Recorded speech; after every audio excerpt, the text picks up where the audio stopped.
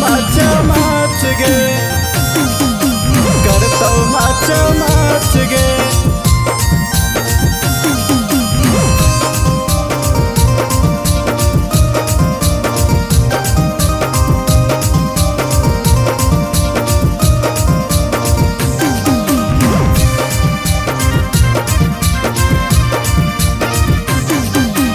चढ़ी बलोरवा जैमी ससुरवा पियाबा के साथ गे, चढ़ी बलोरवा जैमी ससुरवा पियाबा के साथ गे।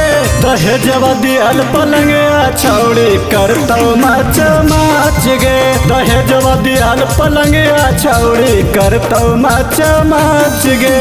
चढ़ी बलोरवा जैमी ससुरवा पियाबा के साथ गे, दहेजवा दियल पलंगे छौड़ी करतौ मच मच गे।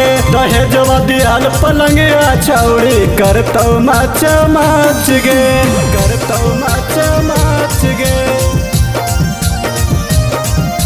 करतौ मच मच गे।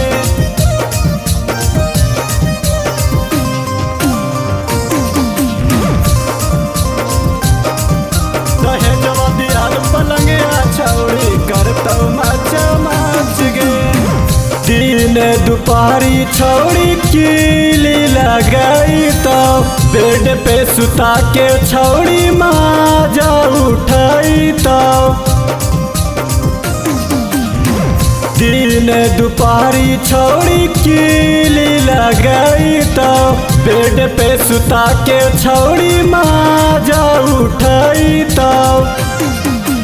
पाजा में धाड़ी के कोरा में कसी के कर तो शुरुआत गे।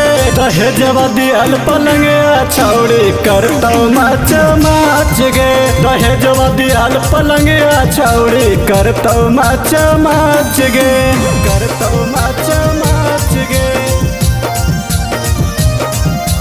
करतौ मच मच गे।